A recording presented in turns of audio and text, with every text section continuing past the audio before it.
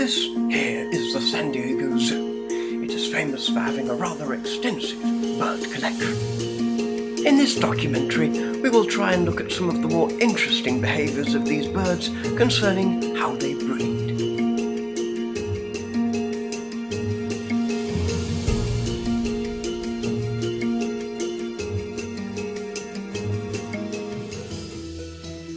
In the jungles of Africa, the black-casked hornbill is getting ready to breed. The male has collected a small nut in his beak and is ready to offer it to the female. The female must be able to trust that the male will feed her as she's sealed in her log, rearing the chicks for the coming weeks.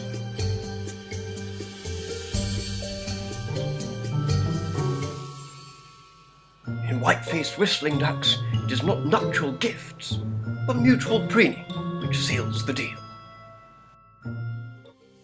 In the grasslands and forests of Australia, female birds are looking for architecture from their males.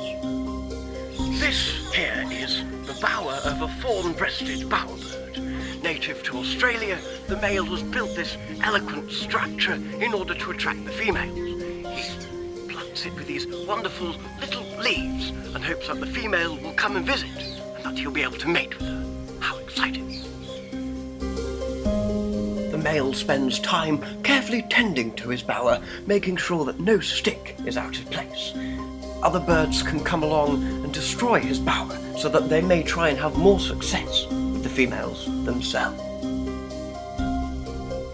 The female bowerbird has seen the male's construction and she's ready to have a look.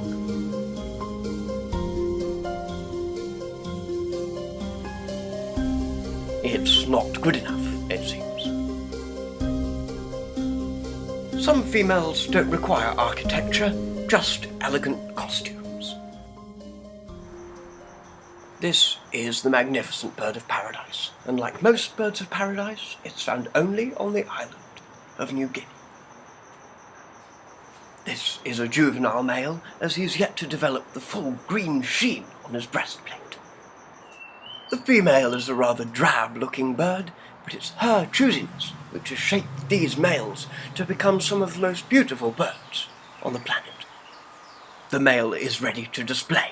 He advertises himself by calling.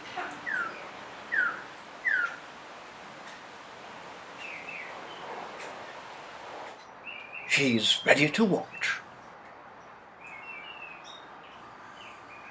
He enlarges his breastplate to change his shape.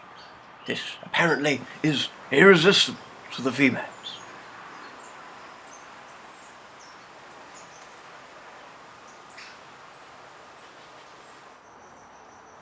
He waits for her verdict. It's a no.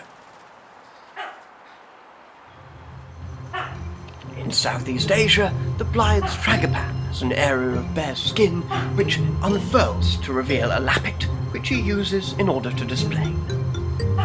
But South America has some of the most bizarre male birds. This here is a male Andean cock of the rock. He performs in leks with other males and attracts the females to his display area, where his courtship display will hopefully make them want to mate with him. Very pretty, aren't they?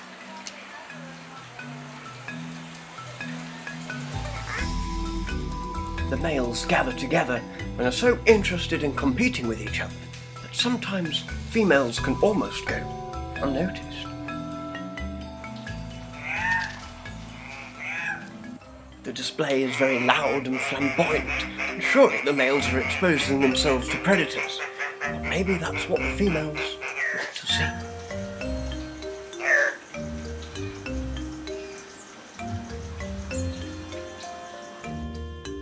Down in the undergrowth, the Andean cock of the rock's closest relative, the Guianan cock of the rock, is ready to display.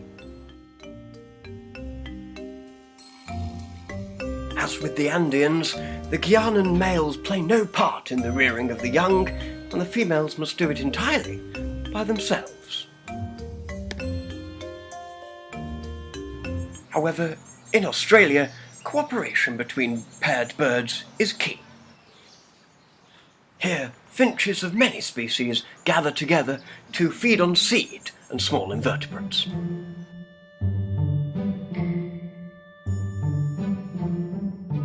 There is a huge variety of species gathered here.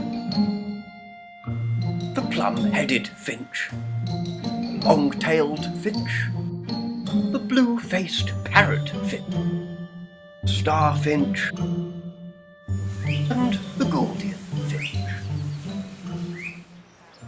They gather together because it can be said that there's safety in numbers. The Gouldian finch is one of the most beautiful birds in Australia and nests deep within logs, where it must be quite dark to see the chicks. However, they've evolved a mechanism which must be impossible to miss. This chick is less than a day old. These chicks are 10 days old and the markings are still very visible. In fact, they remain until well after fledging.